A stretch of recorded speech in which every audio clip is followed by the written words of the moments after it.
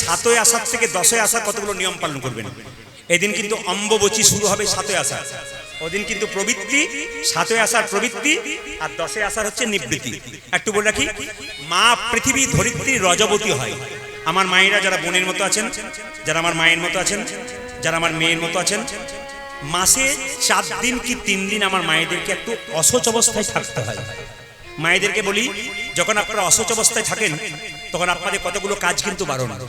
আপনি মন্দির পরিক্রমা করতে পারবেন না, আপনি বৃক্ষরে স্পর্শ করতে পারবেন না, আপনি পুজো পাঠ করতে পারবেন না, এমনকি এটাও নিয়ম যে আপনি রান্না বান্না করতে পারবেন না। কিন্তু কোনো উপায় নেই, কারণ আপনার বাড়িতে ধরুন 2টো লোক, আপনি স্বামী স্ত্রী একটা বাচ্চা, আপনাকে রান্না করতে হবে। কিন্তু একটা কথা মাথায় রাখবেন, শাস্ত্র কিন্তু পরিষ্কার করে বলছে, যে শাস্ত্র আপনারা পড়েন তাহলে বুঝতে পারবেন। শাস্ত্র বলছে যেমন অসুস্থ ব্যক্তি 4 দিন ধরে বা 3 দিন ধরে বিছানাতে শুয়ে থাকে, আপনি যখন অসুস্থ অবস্থায় থাকবেন, যে বিছানায় প্রতিদিন শয়ন করেন ওটা শোবেন না, ওখানে আপনাকে আলাদা বিছানা করে শুতে হবে। এগুলো আমরা মানি না। আগেকার মায়েরা কিন্তু মানত। যারা বয়স্ক মা আছেন তাদেরকে জিজ্ঞেস করবেন, এরা কিন্তু আগে নিয়মগুলো করতো, আমরা কিন্তু এখন করি না। এখন আমরা উচ্ছৃঙ্খল করি, আমরা মানি না, তো আমরা বুঝতে পারি না, আমরা তো জানি না। এই জন্য কীর্তন শুনতে আসতে পারলে আপনার ভালো ভালো শিক্ষা পেয়ে যাবেন। মায়েরা সবাই লক্ষ্য করবেন যে যেখানে বসে আছেন। এখন কথা হচ্ছে যে যখন মায়েদের রজবতী অবস্থায় থাকবেন, রজপ্রবৃত্ত অবস্থায়, আপনারা গুরুমন্ত্র জপ করতে পারবেন, আপনি হরে কৃষ্ণ মহামন্ত্র বলতে পারবেন, কিন্তু মন্দিরে যেতে পারবেন না। হরিনাম শুনতে পারবেন, আপনি চুপচাপ বসে হরিনাম শুনতে পারবেন এই রজবতী অবস্থায়। কিন্তু আরেকটা কথা বলে রাখি, এই রজবতী অবস্থায় শাস্ত্র বলল, যদি কোনোদিন রজস্বলা অবস্থায় কোনো নারী পুরুষের সঙ্গ করে, সেই যে ছেলে জন্ম হয়, সেই ছেলে দুষ্ট সন্তান জন্ম হয়। এবং তাতে শুধু শাস্ত্র বলেছে, ওই অবস্থায় নারী পুরুষ যদি সঙ্গ করে, শাস্ত্র পরিষ্কার করে বলেছে, তবে পুরুষের আয়ু নষ্ট হয়ে যায়, পুরুষের চোখের জ্যোতি খুব তাড়াতাড়ি নষ্ট হয়ে যায়। কিছু নিয়ম আছে, গোপন কথা, যেগুলো সব জায়গায় বলা যায় না, কিন্তু শাস্ত্র বলেছে, তাই আপনার উদ্ধৃত করে বলে দিলাম, এগুলো মানতে হয়। এই 7ই আষাঢ় কিন্তু গোটা পৃথিবী মানে ধরিত্রী মাতা রজবতী হয়। কদিনের জন্য? 3 দিনের জন্য। 7, 8, 9 এই 3 দিন কিন্তু রজবতী। এই সময় কিন্তু আপনাদের মাথায় রাখতে হবে, 3 দিন কিন্তু দেবদেবীর পুজো বন্ধ থাকে। এই অম্বুবাচীর সময় 3 দিন দেবদেবীর পুজো বন্ধ থাকে। কিন্তু ভগবান কৃষ্ণের পুজো কিন্তু হবে, কিন্তু দেবদেবীর পুজো বন্ধ থাকে। 51 পীঠের মধ্যে একটা পীঠ দেখবেন আপনারা পড়েছে কামাখ্যা মন্দিরে। আসামে যদি কেউ যান তাহলে মা কামাখ্যার মন্দির আছে, ওই কামাখ্যা মন্দিরে মায়ের জনিটা পড়েছে, ওখানে জনি পুজো করা হয়। ওখানে যদি আপনারা যান তাহলে দেখবেন ওই 3 দিন কিন্তু মায়ের মন্দির একবারে দরজা বন্ধ করা থাকে, কারণ মা নাকি ওই 3 দিন রজপ্রবৃত্ত অবস্থায় থাকেন, আমাদের মানতে হয়। এই জন্য বারবার বলবো, আপনারা এই 3 দিন মাটি খুঁড়ে গাছ লাগাবেন না। এই 3 দিন মাটি খুঁড়ে গাছ লাগাবেন না। এই 3 দিন বাবারা হাল দেবেন না, মাঠে কোনো কর্ষণ করবেন না। এই 3 দিন শুভ কাজ করবেন না, কোনো গৃহ প্রতিষ্ঠা, গৃহ নির্মাণ শুরু, কোনো শুভ কাজ এই 3 দিন হবে না। খুব মাথায় রাখবেন, এই 7 থেকে 9 পর্যন্ত আপনারা এই 7, 8, 9 3 দিন মানবেন। আপনারা চেষ্টা করবেন আপনাদের বাড়িতে 3 দিন সবাই নিরামিষ খাবার। যদি করতে পারেন আপনার লাভ আছে, যে নিয়ম পালন করবে তার ভালো হবে, যার পালন করবে তার ভালো হবে না। তাই বারবার বলবো, আপনার নিয়মটা পালন করুন। 7ই আষাঢ় অম্বুবাচী প্রবৃত্তি আর 10ই আষাঢ় অম্বুবাচী নিবৃত্তি। মহাপ্রভু স্বয়ং ভগবান হয়ে সকালবেলায় ঘর থেকে বেরিয়ে যাবার সময় মাকে প্রণাম করে যেতেন, আবার আসবার সময় মাকে প্রণাম করতেন। এখানে কিন্তু আপনারা যারা সাধারণ মানুষ আছেন, একটা শিক্ষার বিষয় আছে, যে স্বয়ং ভগবান যদি তার মাকে প্রণাম করতে পারে ঘর থেকে বেরোনোর সময়, আর আসবার সময় যদি মাকে প্রণাম করতে পারে, এর থেকে জগৎকে শিক্ষা দিচ্ছে আমি ভগবান হতে পারি। জগৎকে শিক্ষা দিয়ে গেলাম, মা বাবাকে প্রণাম করে বেরোতে হয়, আর মা বাবাকে প্রণাম করে ঢুকতে হয়। আমি আপনাদের বারবার বলবো, যে যেখানে বসে আছেন, আপনার বাবা মা যদি বেঁচে আছে, যে যেখানে বসে আছেন মন দিয়ে শুনবেন, আপনার বাবা মা যদি বেঁচে আছে তাহলে একটা কাজ করবেন, সকালবেলায় যে যার কাজে যাবেন, আপনার ভগবান শ্রীকৃষ্ণকে প্রণাম করবেন, কিন্তু বাবা মাকে প্রণাম করে যাবেন। বাবা মায়ের আশীর্বাদ যদি কারো মাথাতে থাকে, তবে জীবনে সে কোনদিন ছোট হবে না, জীবনে সে বড়ই হয়ে যাবে। এই জন্য এই বৃদ্ধ বাবারা যারা কীর্তন শুনতে এসছেন, আপনারা দেখতে পাবেন বহু দূর দূর অনেক বাবারা বসে আছেন, বয়স্ক বাবারা। আমি তাদের ছেলেদেরকে বলবো, যদি আপনারা আছেন অবশ্যই বাবা মাকে প্রণাম করবেন। ওনাদের আশীর্বাদ যত আপনাদের হাতে পড়বে, মাথায় পড়বে, তত কাজ আছে। মায়েরা, একটা গাছ যদি বয়স হয়ে যায়, একটা গাছ যদি বয়স হয়ে যায়, সে ফল দিতে পারে না, কিন্তু ছায়া তো দিতে পারে। একজন বাবা বয়স হতে পারে, সে রোজগার দিতে পারে না, কিন্তু জ্ঞান দিতে পারে, আর আশীর্বাদ তো দিতে পারে। এই জন্য আমি আপনাদের বলবো, বয়স্ক বাবার কাছ থেকে আশীর্বাদ দিন, আর বয়স্ক বাবার কাছ থেকে একটু জ্ঞান নিন, দেখবেন আপনার লাভ আছে। দেখুন, আমি কীর্তন করছি 25 বছর, কিন্তু এনারা কীর্তন শুনছেন প্রায় 40 বছর ধরে। অভিজ্ঞতা কাদের বেশি হতে পারে? এনাদেরই হতে পারে। বহুদিন ধরে বহু কীর্তনিয়ার গান ওনারা শ্রবণ করে আসছেন। আপনাদের কাছে নিবেদন রইল, প্রণামের কথা যখন বললাম সবাই মন দিয়ে শুনবেন। যদি কারো ভেতরে কোনদিন অহংকার হয়, আমি বারবার বলবো, অহংকারটাকে একবারে নষ্ট করার একটাই পথ, ভগবানের চরণে প্রণাম, সাধুগুরু বৈষ্ণব দেখলে প্রণাম। আমি আমার মায়েদেরকে বলবো, যাদের কোলে বাচ্চা আছে তাদেরকে বলবো, রাস্তা দিয়ে যখন পেরিয়ে যাবেন, কোনো বৈষ্ণব পেরিয়ে গেলে নিজে প্রণাম করবেন, আপনার বাচ্চাকে প্রণাম করবেন। যারা এখানে বাবা হয়েছেন তাদেরকে একটা কথা বলবো, নবদ্বীপ মায়াপুরে কেউ যদি যান, অভয়চরণ দাস যিনি শিল প্রভুপাদ, এখন তো তিনি চলে গেছেন, যিনি ইস্কন মন্দির প্রতিষ্ঠা করেছেন, তিনি যখন ছোট ছিলেন, খুব ছোট বাচ্চা, কলকাতার ছেলে, তার বাবা চাকরি করতো, 10টায় অফিসে যেত, সকাল 9টা পর্যন্ত দরজায় বসে থাকতো।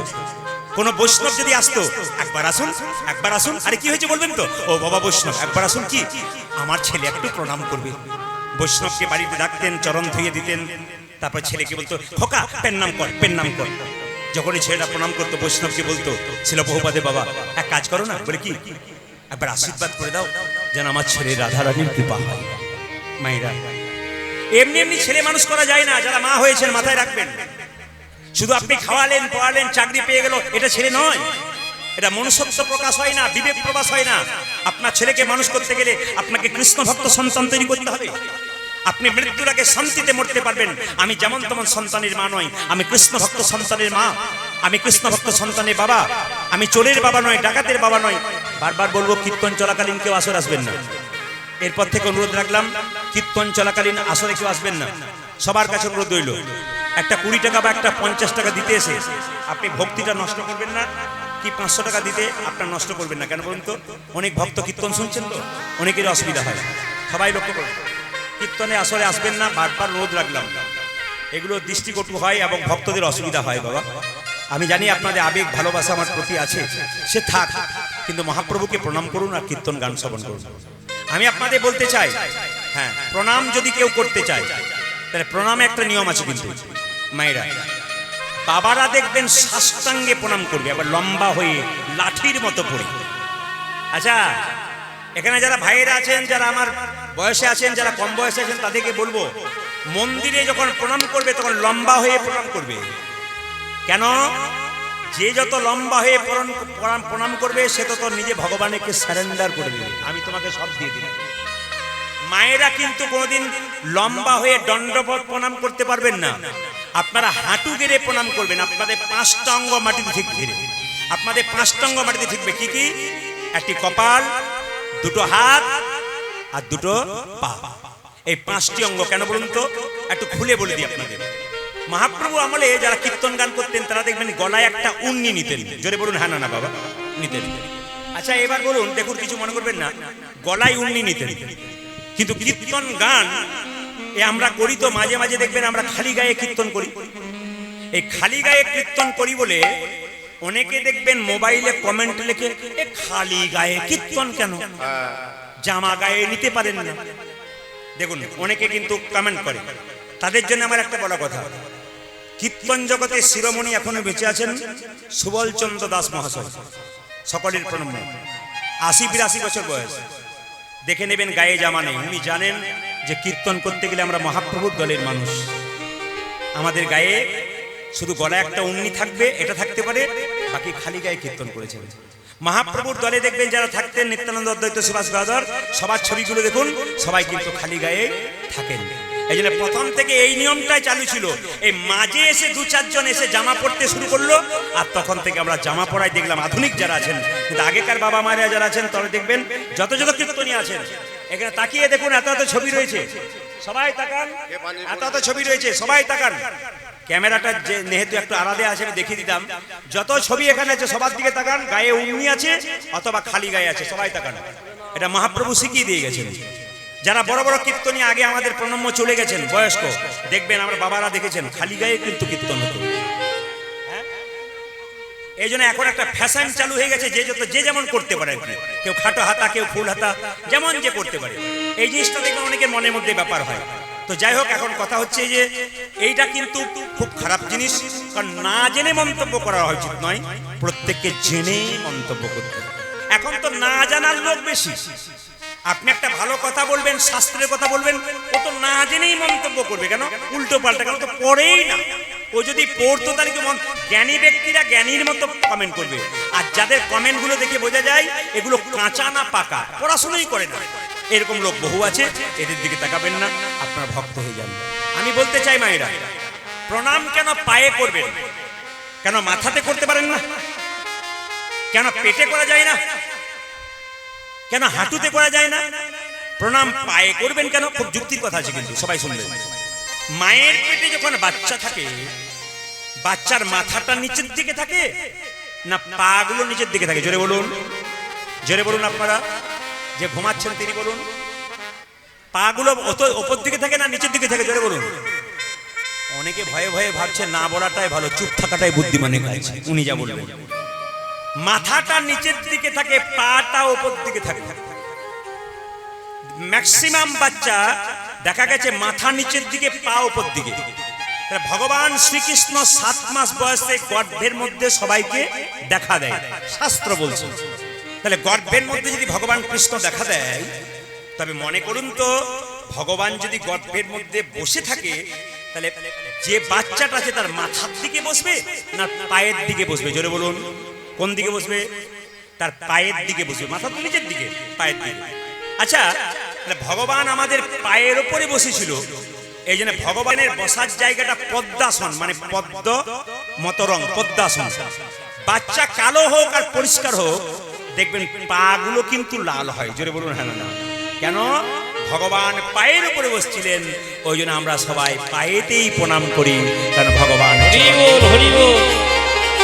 এই অজানা জিনিসগুলো আপনারা আজকে কীর্তনের মাধ্যমে জেনে যাবেন। এই জন্য মা সচিমাতাকে প্রণাম করলেন মহাপ্রভু। আজকে আসুন আমরা এখানে গৌরচন্দ্রিকা শেষ করব, তার আগে সবাইকে বলবো, 10-5 সবে মিলে দাঁড়িতে বসিয়া কীর্তন করহ সবে হাতে তালি দিয়া। তবে আমার এখানকার কমিটির ছেলেরা যারা আছে অনেকবার ফোন করেছে, অনেক ভালোবাসা তাদের। ছেলেগুলোর প্রতি আমার ভক্তি আছে, এই কারণে ছেলেগুলো খুব বিনয়ী এবং ভদ্র। এখানকার বরবরিয়া যত কমিটির ছেলে আছে, কম বয়স থেকে যত বয়স, খুব কম বয়সে, এখন ওদের ফুটবল খেলার সময়, ক্রিকেট খেলার সময় তারা কীর্তন করাচ্ছে, আশীর্বাদ করবেন। একটা কথা বলবো, ওদের বিনয়ী ভাব, ভদ্রতা আমাকে খুব মানে আপ্লুত করেছে, আমার খুব ভালো লেগেছে। একটা কথা বলবো যে আপনারা প্রতি বছর আসবেন এবং এদের একটা দানের হাত বাড়িয়ে দেবেন। এরা এখনই আপনাদের সামনে যাবে আঁচল পেতে, আপনার দান দেবেন। কীর্তন চলাকালীন আমাকে 1 টাকাও দেবার আপনাদের দরকার হবে না, কারণ টাকার বিনিময়ে আমি এসেছি। সুতরাং আপনারা আমাকে টাকা দেবেন না, বারবার বলবো ওই টাকাটা ওদেরকে দিন, দেখবেন ওরা অনেক কিছু করে দেখাতে পারে। এবছর আমাকে আনলো, পরের বছর একজনকে আনবে, অনেক কিছু করে দেখাতে পারে যদি আপনারা দানের হাতটা বাড়াতে পারেন। তবে এমন কিছু দেবেন না যেন টুং টুং করে শব্দ হয়, মানে কিছু বুঝলেন, টুং টুং করে শব্দ হয়, মানে বুঝলেন, এমন সব দেবেন যেন শব্দ না হয়। এখন আমার কমিটির ছেলেরা যাচ্ছে আপনাদের সামনে, একবার দল বেঁধে যাবে, আপনারা কিন্তু দানটা বের করে রাখুন আর সবাই মিলে দান দেবেন। কমিটির বাচ্চাদেরকে বলবো তোমরা সবাই মিলে 10-12 জন 14 জন মায়েদের কাছে, বাবাদের কাছে যাও। আজকে মায়েরা একবারে উজাড় করে দান করুন। যে দেয় তার হাত উপরে থাকে, যে নেয় তার হাত নিচে থাকে। আপনি তো বাড়িতে 10 জনকে খাওয়াতে পারছেন না, তা আপনার দ্বারা যদি 10 জনের সেবা হয়, তা আপনার কত মঙ্গল হয়। এ টাকা তোরা খাই না, এ টাকা ভক্তদেরকে খাওয়াই এ সেবার দ্বারা। এই জন্য বারবার বলবো আপনার সবাই দানের হাতটা বাড়িয়ে দিন। আর আমার ভাই বাচ্চারা সবাই যাচ্ছে, আপনার দান দেবেন। আসুন 10-5 সবে মিলে দাঁড়িতে বসিয়া কীর্তন করহ সবে হাতে তালি দিয়ে। হাত উঠান, হাত উঠান, একসঙ্গে একবার তালি দিয়ে। চৈতন্য চৈতামিদের কথা, 10-5 সবে মিলে দাঁড়িতে বসিয়া কীর্তন করহ সবে হাতে তালি দিয়া। হাত তুলুন। হরি হরয়ে নম কৃষ্ণ কৃষ্ণ, হরি হরয়ে নম কৃষ্ণ কৃষ্ণ, যাদবায় হরি হরয়ে নম কৃষ্ণ, হরয়ে নম কৃষ্ণ, যাদবায় নম তালি। হরি হরয়ে নম কৃষ্ণ, যাদবায় নম, যাদবায় মাধবায় কেশবায় নম। উলুধ্বনি। যার হাত আছে তিনি তুলবেন, যার নাই তার তোলার দরকার নেই। দেখি কার কার আছে। মহাপ্রভু কাকে কাকে হাত দিয়েছে তা তুলুন। মহাপ্রভুর কাছে যারা হাত পেয়েছেন তারা তুলবেন, যাদের নাই তাদের তোলার দরকার নাই। তুলুন, একসঙ্গে দিন এবং আসরটাকে দেখিয়ে দিন। মহাপ্রভু যেন দেখতে পায় ওখান থেকে যে আমাকে সত্যি সবাই ভালোবাসে। আর আমার ক্যামেরা কিন্তু এসছে MK স্টুডিও, এ কিন্তু 5 দিন পরে দেখবেন এই গানটা বের করে দেবে, ইউটিউবের মাধ্যমে দেখতে পাবেন।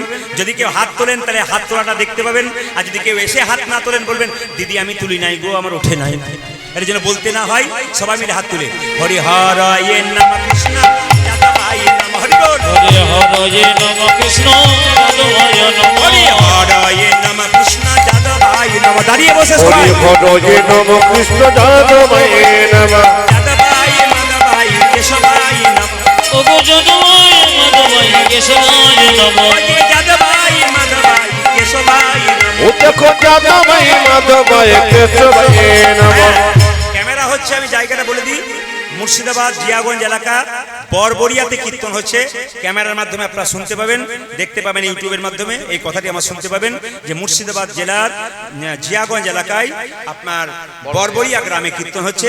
ভক্তদের হাততালি দেখুন, ইউটিউবের মাধ্যমে দেখতে পাবে, হাজার হাজার লাখ লাখ ভক্ত দেখবে। হাত তুলুন। হরি হরয়ে নম কৃষ্ণ যাদবাই নমঃ। হরি বল। হরে হরে নম কৃষ্ণ যাদবায় নমঃ। হরি হরয়ে নম কৃষ্ণ যাদবাই নমঃ। হরি হরয়ে নম কৃষ্ণ যাদবায় নমঃ যাদবাই মাধবাই কেশবাই নমঃ। আজি যদুময় মাধবাই কেশবায় নমঃ। ওরে যাদবাই মাধবাই কেশবাই নমঃ। ও দেখো যাদবায় মাধবায় কেশবায় নমঃ ওরে গোপাল গোবিন্দ রাম শ্রী মধুসূদন। আজ গোপাল গোবিন্দ রাম শ্রী মধুসূদন। গোপাল গোবিন্দ রাম শ্রী মধুসূদন।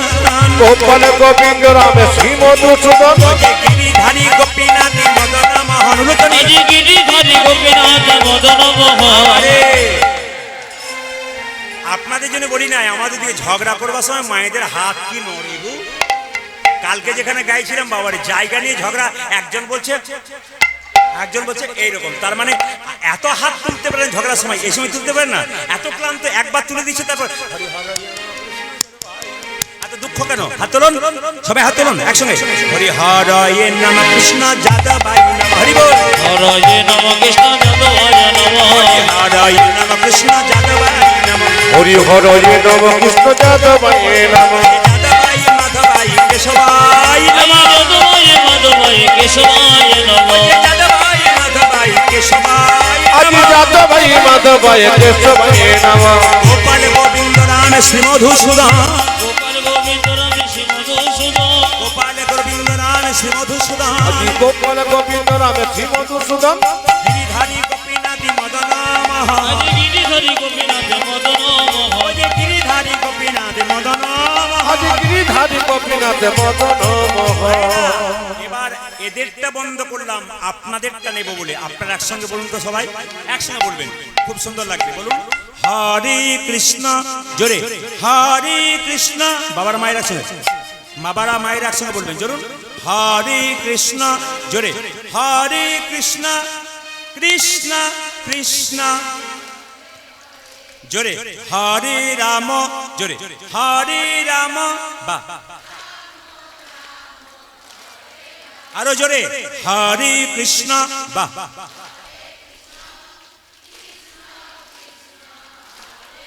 আরো জোরে। বাহ, দারুণ। আস্তে। হিন্দু সনাতন ধর্মকে বাঁচানোর একটি মাত্র পথ হরিনাম, তাই জোরসে বলুন যেন জিয়াগঞ্জ পর্যন্ত যায়। জোরে বলুন হরে কৃষ্ণ জোরে। হরে কৃষ্ণ কৃষ্ণ কৃষ্ণ বাহ। হরে রাম জোরে। বাহ, বলুন হরে কৃষ্ণ বাহ, জোরে। হরে রাম হরে রাম। দেখুন আমাদের একতা নাই বলে আমরা মরছি। সবাই হরিনাম দিচ্ছেন, দু চারজন হরে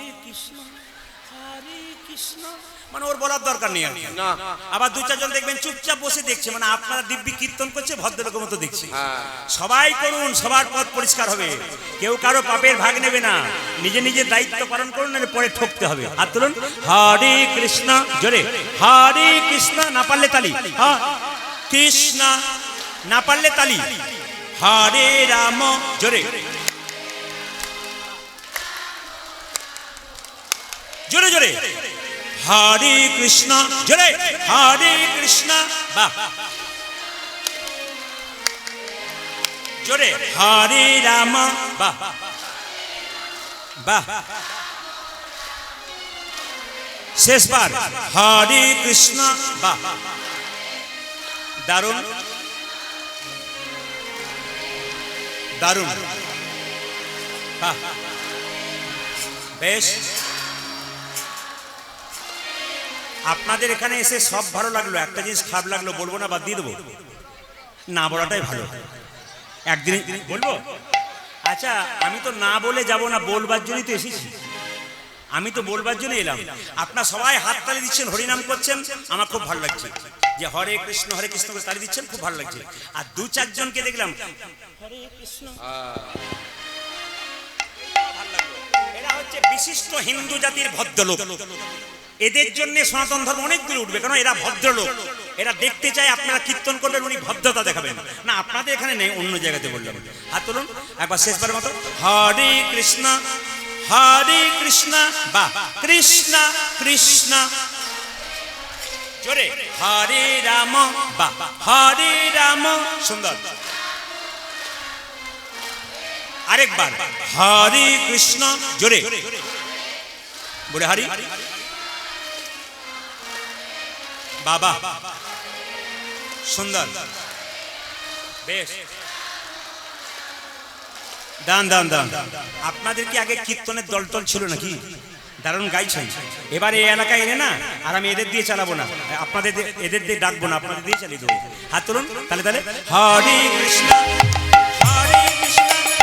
কৃষ্ণ কৃষ্ণ হরে হরে, হরে রাম রাম রাম। হরে কৃষ্ণ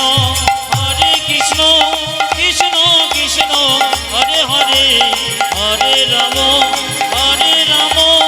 রাম রাম হরে হরে। হরে কৃষ্ণ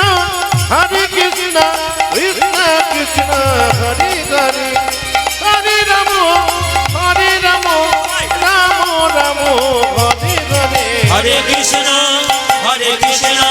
কৃষ্ণ কৃষ্ণ হরে হরে, হরে রাম ধ্বনি। হরে রাম রাম রাম হরে হরে।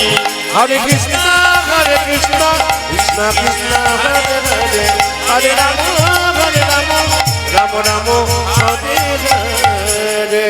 ধুলায় ধূসর অঙ্গ গদ গদ ভাব, গদ ভাব রাধা মোহনী কহে মোহন কহি, আমার করত হিয়া করত গিয়া অগয়ে রাধা রাধা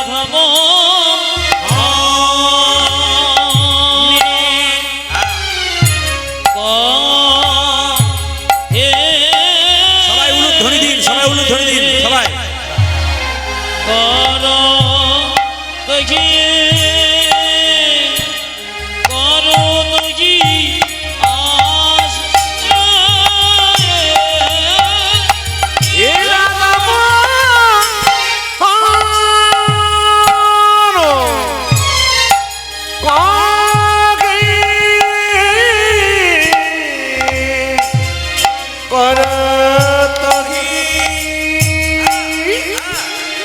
করত কি আস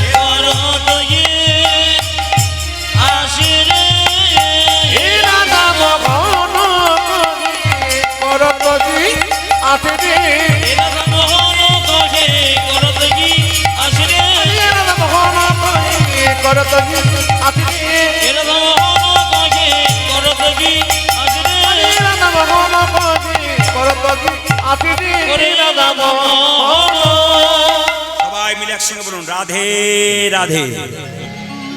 আমি সবার মুখ থেকে শুনতে চাই, মহাপ্রভু শুনবে, সবাই বলুন রাধে রাধে। কাল সকাল থেকে একজন একজনকে দেখবেন, কি বলবেন জোরে বলুন, কি বলবেন বলুন। আপনাদের শব্দ কিন্তু কম, অন্য জায়গাতে ঝেড়ে বলে, আর আপনাদের খুব ভয় হচ্ছে মনে হচ্ছে। কাল সকাল থেকে একজন একজনকে দেখবেন, কি বলবেন জোরে বলুন, আরো জোর সে বলনা পড়েগা, দোনো হাত উঠাকে বলো। আমি কিন্তু কমিটির ছেলেগুলোর নাম্বার আছে, আমি সকালবেলায় ফোন করে জিজ্ঞেস করব যে তোমাদের পাড়াতে মায়েরা যারা আছে, বাবারা যারা আছে, সকালবেলায় রাধে রাধে বলছে তো? একজন একজনকে দেখলেই কাল সকাল থেকে রাধে রাধে বলবেন। কেন? আপনারা আজকে বৃন্দাবন থেকে বাড়ি যাবেন, যদি মধুরসী বৃন্দাবনে যান টোটো অটোতে চাপতে যাবেন, যতই টাকা দেন আর পয়সা দিন, রাধে রাধে না বললে কিন্তু চাপাবে না।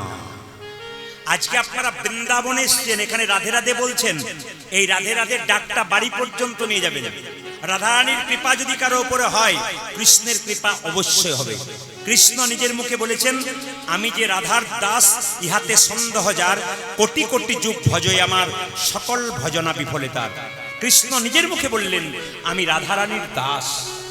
স্বয়ং কৃষ্ণ যদি বলে রাধার দাস, তাহলে যে আমরা রাধাকে ভজন করতে পারি, কৃষ্ণ আমাদের হবে না কেন? তাই বারবার বলবো, কাল সকাল থেকে বাচ্চা ছেলে ঘুম থেকে উঠছে না, আপনি কি বলবেন? জোর করে বলবেন না, ওঠ বলবেন না, কি বলবেন? রাধে রাধে বাবা ওঠো, রাধে রাধে বাবা ওঠো। আপনার স্বামী বাজারে যাচ্ছে, রাধে রাধে এই জিনিসটা এনে দিও, রাধে রাধে এই জিনিসটা এনে দিও। বৃন্দাবনে মায়েরা সবাই শুনবেন, যা কিছু কিনতে যাবেন আগে রাধে রাধে বলতে হবে, যা টাকা দেবেন শুনবেন আগে রাধে রাধে বলতে হবে। তাই সবাই মিলে চলুন বৃন্দাবনে রাধে রাধে বলতে হবে সবাই মিলে। তবে একটা আশ্চর্য কথা, আপনার আশ্চর্য কথা শুনুন, বৃন্দাবনে যদি কেউ যদি কোনদিন যান, তবে আপনাদের বলবো খালি পায়ে হাঁটবেন। বৃন্দাবনে আপনারা যদি কোনদিন যান, খালি পায়ে হাঁটবেন। এখানে এসছেন চটি পরে, আর চটিগুলো যাতে চুরি না হয় তার জন্য মায়েরা চটির উপরেই বসে আছে। কমিটি আসন দিয়েছে কিন্তু চটির উপরে বসছে কেন? আর কমিটি যদি চটি রাখার কোথাও ব্যবস্থা করে, আবার কিছু কিছু পার্টি আছে বাড়ি থেকে পুরনো চটিগুলো দিয়ে নতুনগুলো নিয়ে যায়, এই জন্যে সম্ভব হয় না। আপনারা যা করছেন করছেন, কিন্তু বৃন্দাবনে গিয়ে খালি পায়ে যাবেন যদি কোনদিন বৃন্দাবনে। কেন? কৃষ্ণ বৃন্দাবনে যতদিন ছিল ততদিন কিন্তু খালি পায়ে ছিল। বৃন্দাবনে যদি কেউ বেড়াতে যান, যারা থাকেন তাদের কথা বলবো না, যারা বেড়াতে যান বৃন্দাবনে তাদের জন্য বলবো, আপনারা কেউ চুল দাড়ি যেদিন যে কদিন থাকবেন বৃন্দাবনে, আমার পুরুষ মানুষদের জন্য বললাম, তারা চুল দাড়ি কাটবেন না।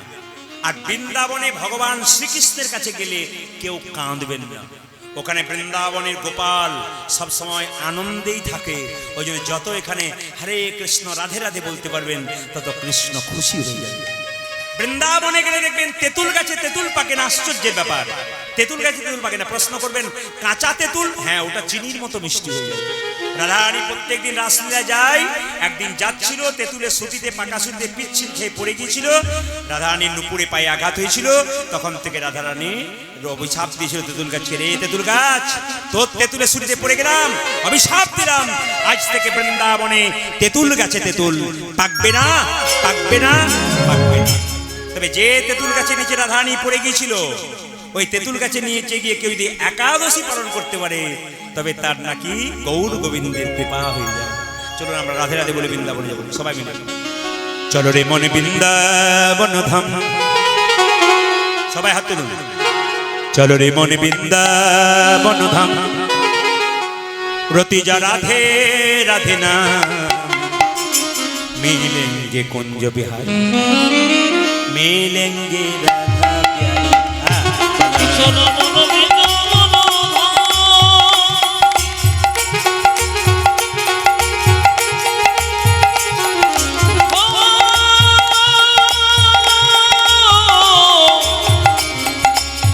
চলো মন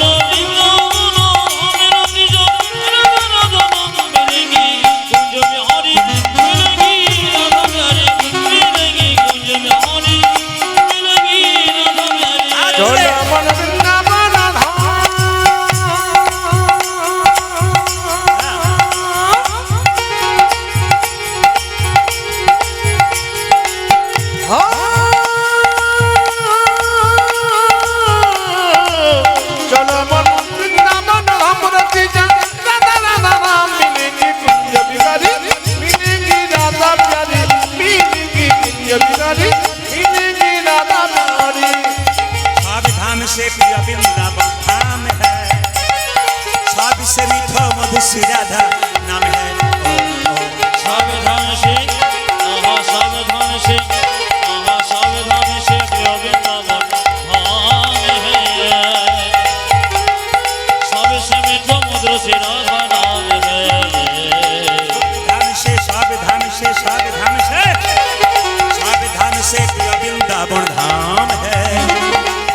से मीठो मधु श्री राधा नाम है ओ सब धाम से देखो सब धाम से देखो सब धाम से प्रिय वृंदावन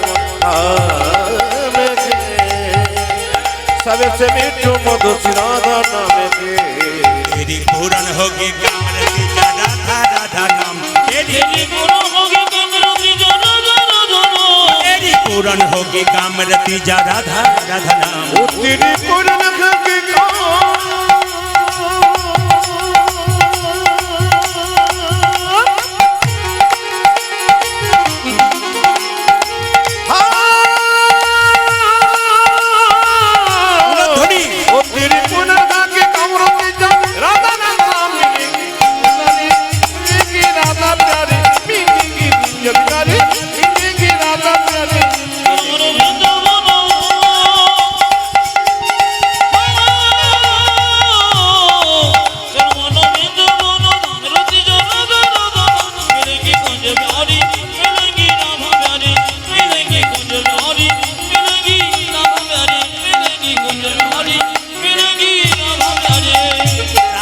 से जमुना में नहाएंगे परिक्रमा करके जीवन सफल बनाएंगे ओ प्रार्थना से जमुना में नहाएंगे परिक्रमा करके जीवन सफल बनाएंगे प्रार्थना से जमुना में नहाएंगे परिक्रमा करके जीवन सफल बनाएंगे प्रार्थना से देखो प्रार्थना से जमुना में ना आएंगे परिक्रमा के जीवन सफल बनाएंगे तेरी पूरन होगी कामरती जा राधा राधा नाम हरि बोल तेरी पूरन होगी कामरती जा राधा राधा नाम तेरी पूरन होगी कामरती जा राधा राधा नाम ओ तेरी पूरन होगी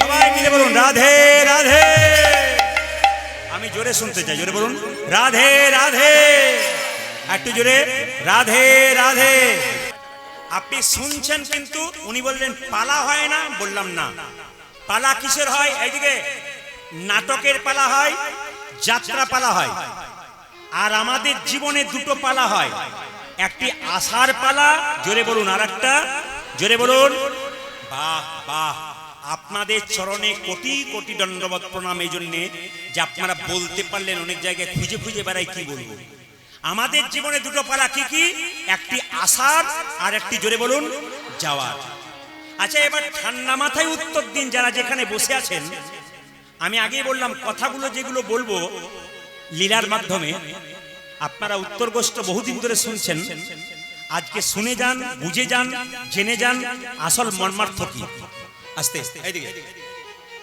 আপনারা এসেছেন কীর্তন শুনতে কোন পালা শেষ হয়েছে আষাঢ়টা না যাওয়ারটা জোরে বলুন কোনটা শেষ হয়েছে আষাঢ় পালা না যাওয়ার পালা জোরে বলুন কেউ বলছে আষাঢ় পালা কেউ বলছে যাওয়ার পালা কোন পালা শেষ হয়েছে জোরে বলুন আষাঢ় পালা বাকি আছে কোনটা জোরে বলুন অনেকে ভয়ে বলছে না যাবে না বলে আর কি জোরে বলুন বাকি আছে কোনটা যাওয়ার পালা এতই যদি বুঝছেন যাওয়ার পালাটা বাকি আছে তবে সাদা চুলে গোদরেজ নিচ্ছেন কি জন্য আবার দেখবেন আপনাদের এই বড়বড়িয়াতে কেউ মারা গেলে এইদিকে মারা গেলে কাঁধে করে নিয়ে যায় বলো হরি বলো হরি একজনাই যায় নাকি আর যায় না বলো হরি বলো হরি হরি বল আমি বলছি একজনাই যায় সবাই তো যায় বলো বলো হরি হরি বল বলো হরি বল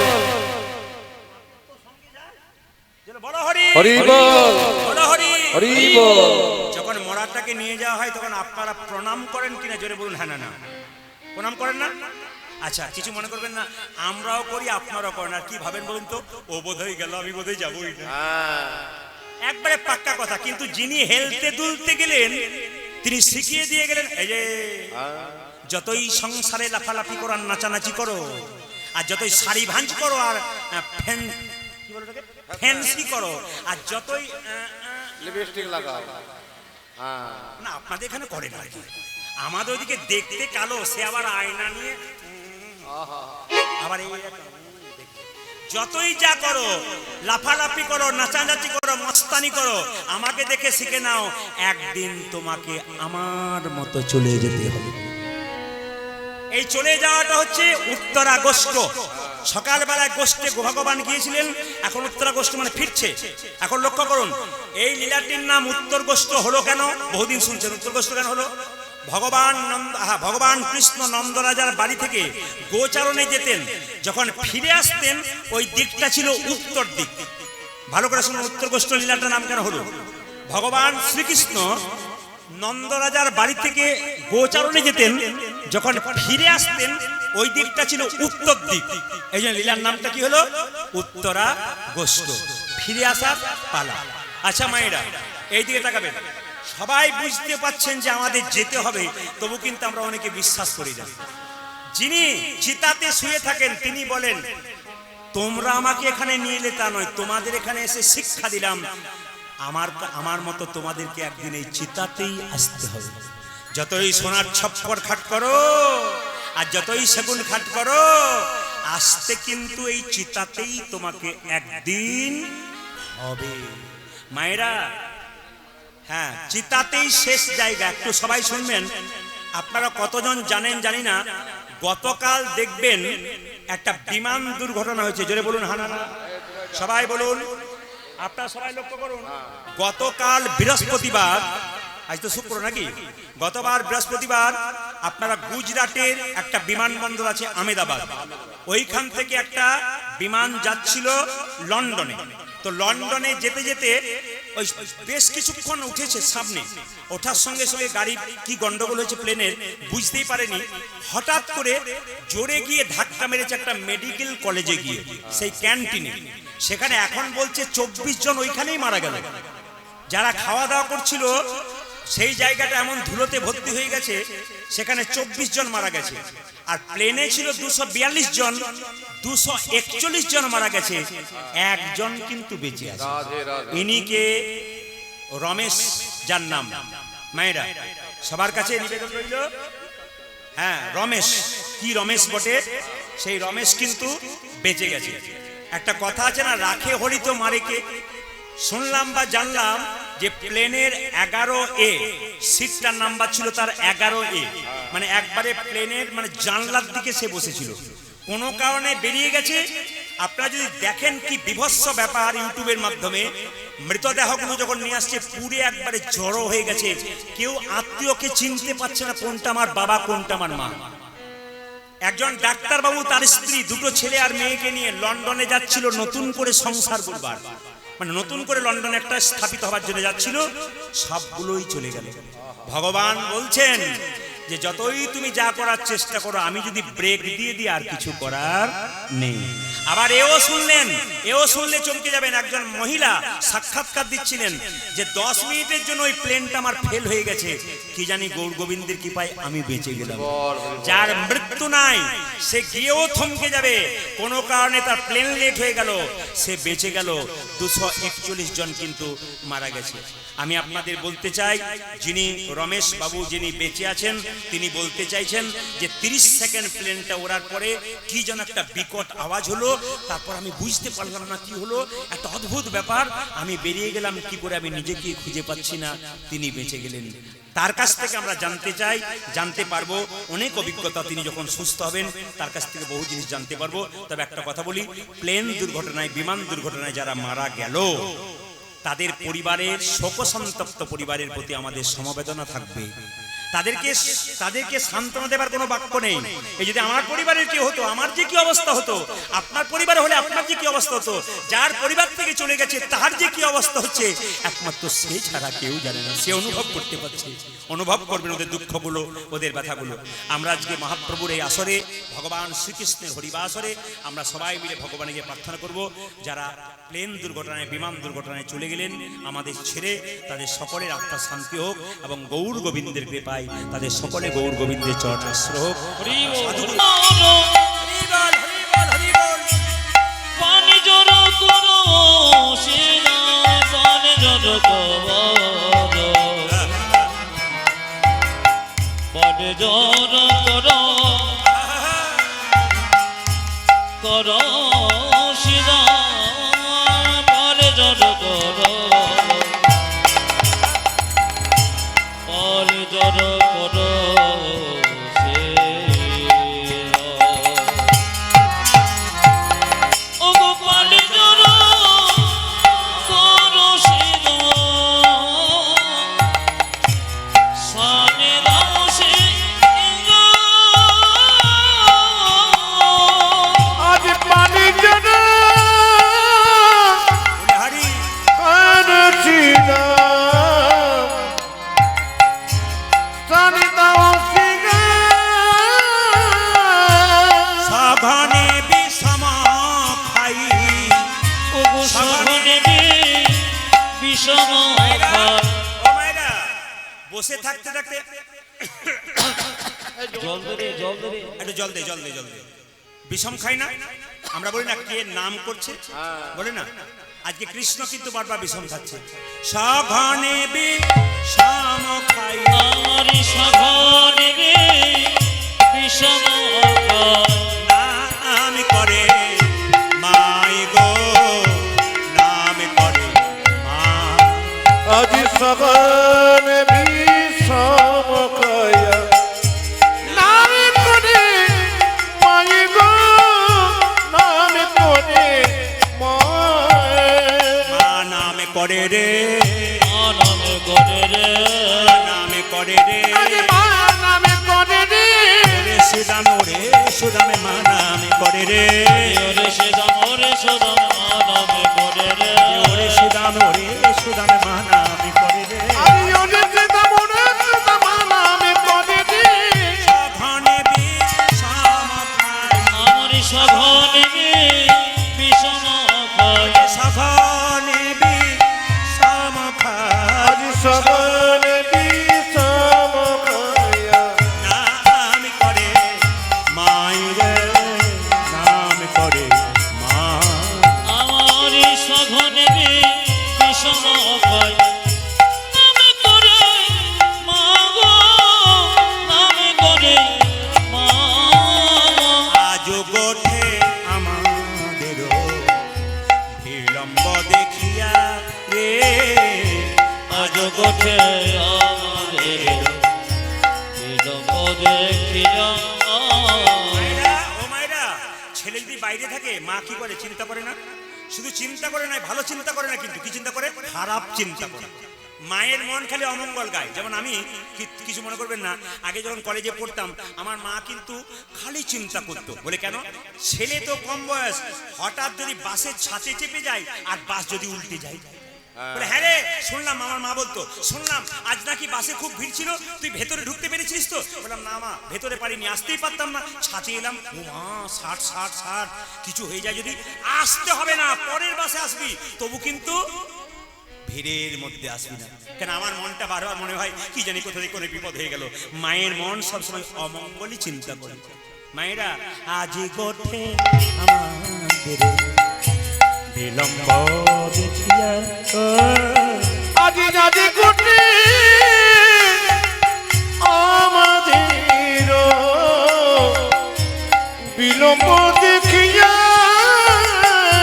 কাঁদে বুঝি কাঁদে মাতা, আমার কানে বুঝি কাঁদে মাতা। কাঁদে বুঝি কাঁদে মাতা। আজ কাঁদে বুঝি কাঁদে মাতা পথ পানে ছাইয়া রে, পথ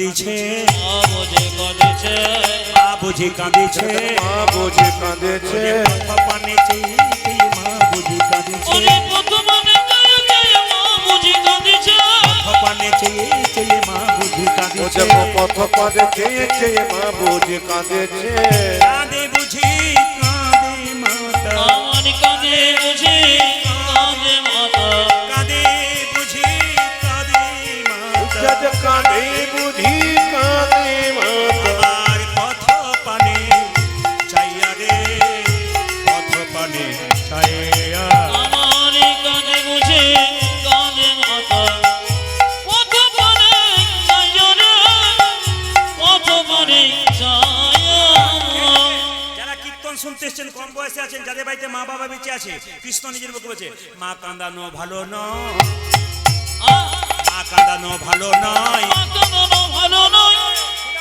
ভালো করে শোন মা কাঁদানো ভালো নয় মা কাঁদানো ভালো নয় কাঁদে নয় ভালো নয় মা কাঁদানো ভালো নয় কি বলো যারা মা কাঁদে তারা জগৎ কাঁদে মা কাঁদানো ভালো নয় ও তার মা কাঁদে তার জগৎ কাঁদে মা কাঁদানো ভালো মা নয় কাঁদে তারা জগৎ কাঁদে মা কাঁদানো ভালো ও নয় যারে মা কাঁদে তার জগৎ কাঁদে মা কাঁদানো ভালো ওরে নয় ওরে সুদামে মা কাঁদানো ভালো নয় ওরে ওরে সেরা ওরে সুদা মা ওরে সীতা মোরে সুদা মা কাঁদানো ভালো নয় ওরে সেরা ওরে সুদা মা কাঁদানো আজি ওরে সীতা মোরে সুদা মা কাঁদানো ভালো নয় ওরে সীতা মোরে সুদা মা কাঁদানো ভালো নয় ভালো বুঝি কাঁদে মাতা পথ পানে চাইয়া রে পথ পানে চাই আমার কাঁদে বুঝি কাঁদে মাতা পথ পানে চাইয়া রে পথ পানে চাইয়া এখানে কীর্তন গান শুনছেন আপনারা প্রতিটি পদাবলীর মধ্যে একটা করে শিক্ষা আছে কৃষ্ণ নিজের মুখে বলছেন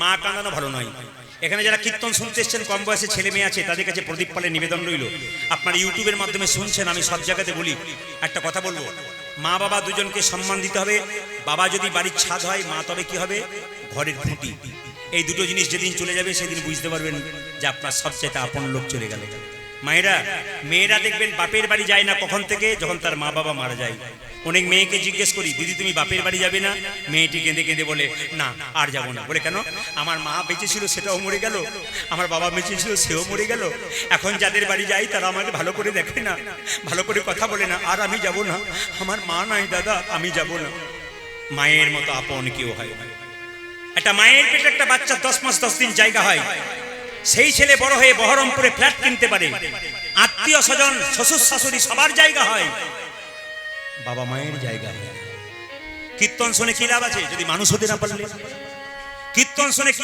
লাভ আছে যদি বিবেক জন্মাতে না পারলো কীর্তন শুনে কি লাভ আছে আপনি যদি মানুষ হতে না পারলেন পশু গরু ছাগলেরা মা বাবাকে চিনতে পারে না তুমি যদি মা বাবাকে চিনতে না পারো তবে তোমার তাদের সঙ্গে তফাৎ কি তুমি তো ওদের দলেরই লোক আমি আপনাদের বলবো যে এখানে বসে আছেন এই বাচ্চাগুলোকে আপনারা মানুষ করছেন শুধু শুধু ভাবছেন যে মা বাবা দায়ী তা নয় ছেলেরা মা বাবাকে খেতে দিচ্ছে না তার জন্য যে মা বাবা দায়ী ছেলে দায়ী তা নয় সব সময় মা বাবারও দায়িত্ব আছে এখানে যারা কম বয়সের মা বাবা হয়েছেন তাদেরকে বলবো এখন তো মাগুলো সব রান্না বান্না করতে যায় আর বাচ্চার হাতে একটা মোবাইল দিয়ে দেয় কেন ও মোবাইল দেখুক আমাকে যেন পিছু না ডাকে আমি ফাঁকে কাজ করে দেবো ছেলেগুলোর সম্পর্ক কার সঙ্গে হচ্ছে মোবাইলের সঙ্গে হচ্ছে জোরে বলুন হ্যাঁ না না ছেলে যখন বড় হচ্ছে মা বাবার সঙ্গে কোনো সম্পর্ক নাই মোবাইল দেখতে দেখতে নিজের স্ত্রীকে যখন পেয়ে গেল তখন সব সম্পর্ক ভুলে গেল আপনি মোবাইলের সঙ্গে সম্পর্ক করেছেন আগেকার যুগে দেখবেন মা বাবাগুলো গীতা রামায়ণ মহাভারত আমাদের বাবাদেরকে শুনিয়েছে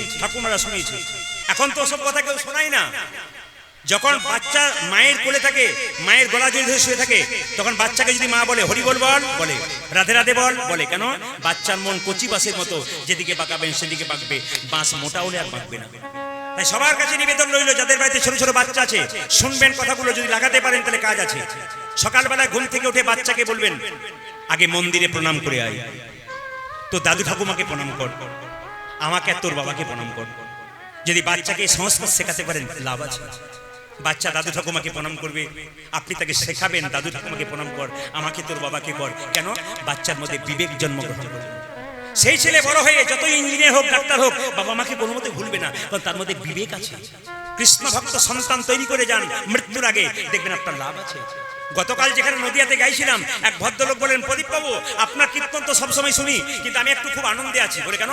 আমার ছেলের জন্য আমি 1 কোটি জমা রাখলাম, আর চিন্তা নাই, মরে গেলে আনন্দে মরবো, ছেলে বসে বসে খাবে। বললাম, ছেলেকে আপনি কেমন তৈরি করে গেলেন? এইরকম না, এইরকম। যদি এইরকম তৈরি করেন তাহলে আপনার মৃত্যুর পর আপনার শান্তির জন্য বহু ভক্তকে সেবা করবে, বহু বৈষ্ণবকে নিমন্ত্রণ করবে। আর যদি আপনি ছেলেকে এইরকম তৈরি করে দেন, যা ছিল তা তো যাবে, লোকের কাছে ধার করে আবার ভিখারি হয়ে যাবে। এই জন্য বারবার বলবো, মায়েরা যে যেখানে বসেছেন, পঞ্চপাণ্ডবের স্ত্রীর নাম কি ছিল? পঞ্চপাণ্ডবের মায়ের নাম ছিল কুন্তী। স্বামী মারা যাওয়ার পর ছেলেগুলোকে কত কষ্ট করে মানুষ করেছে এবং শিক্ষা দিয়েছে। কৃষ্ণই আসল, পঞ্চপাণ্ডব কৃষ্ণের সঙ্গ পেয়েছিল। কিন্তু আরেকজন গান্ধারী আর ধৃতরাষ্ট্র, 100 ছেলের মা বাবা ছিল, ছেলেগুলোকে সংস্কার শেখায় নাই, ওরা কৃষ্ণকে ভুলে গিয়েছিল, ওই জন্য ওদের ধ্বংস হয়েছে। আমি আপনাদের বলবো, যারা যারা কীর্তন শুনতে এসছেন, দামি কথাগুলো শুনবেন। বাচ্চাকে ছোট থেকে অভাব শেখান।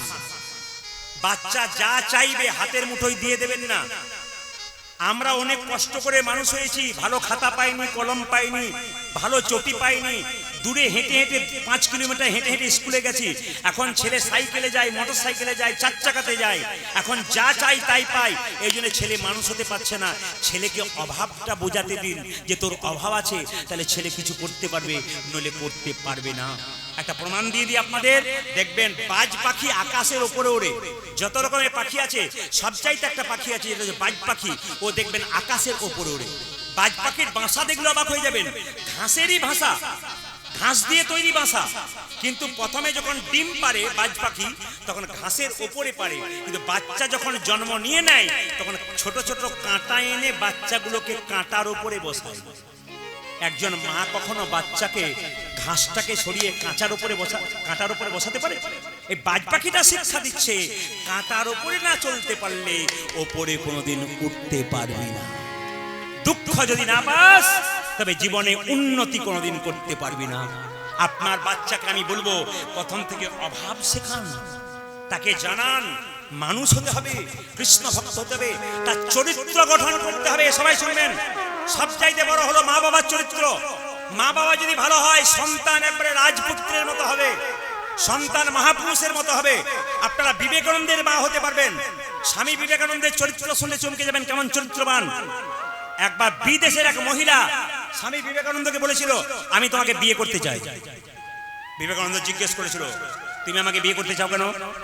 তোমার মতো একটা বীর পুত্রের মা হতে চাই, তোমার মতো একজন বীর পুত্রের মা হতে চাই।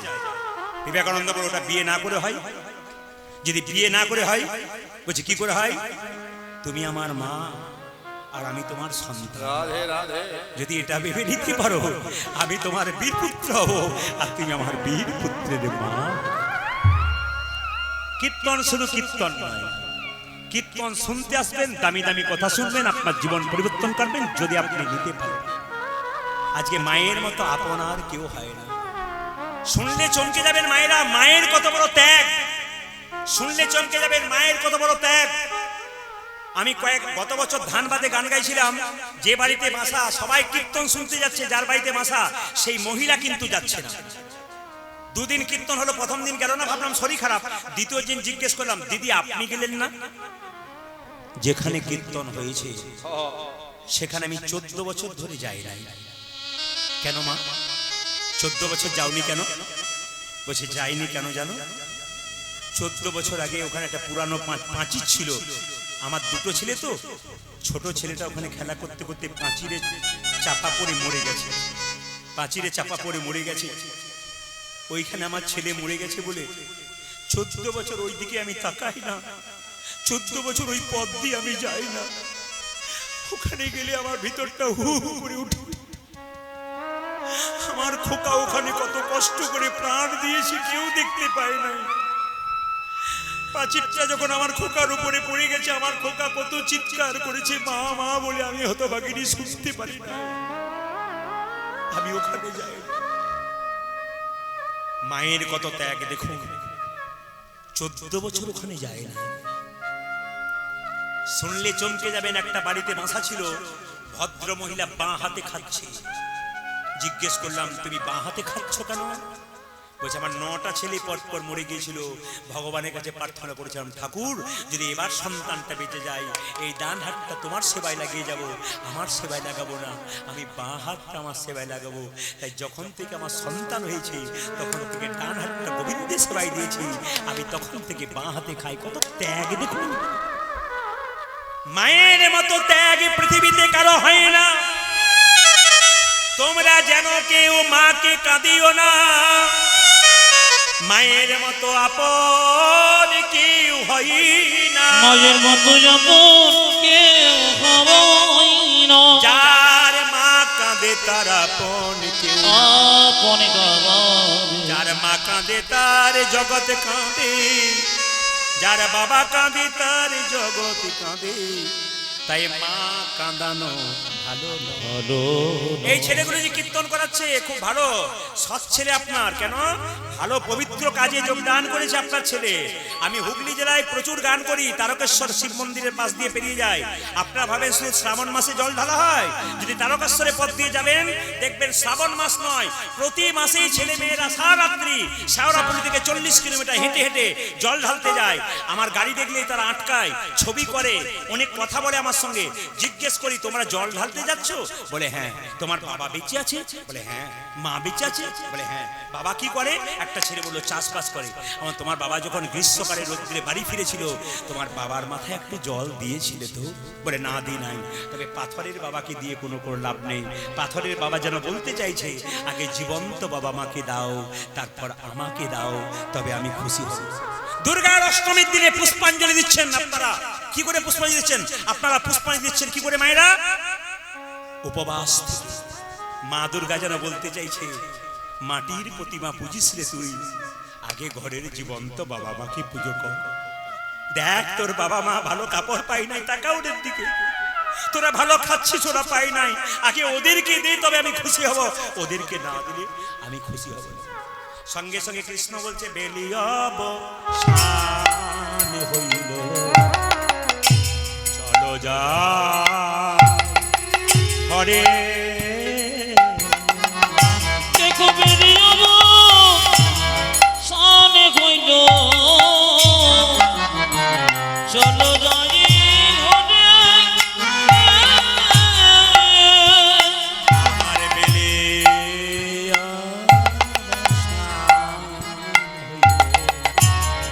চলো যাই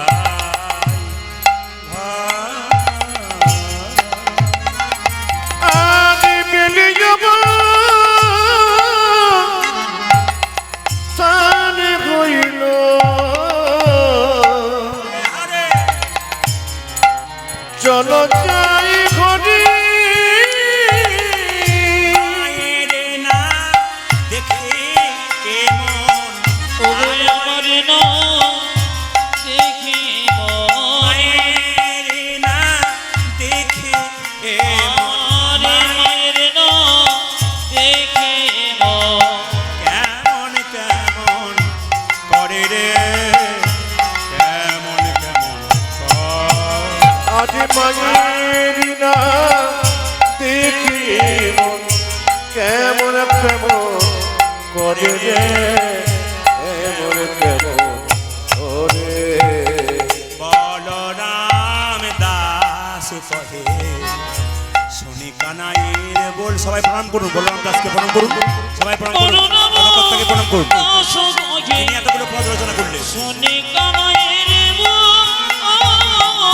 বলরাম দাস কহে শুনি কানাইয়ের বল। আজ বলরাম দাস কহি শুনি কানাইয়ের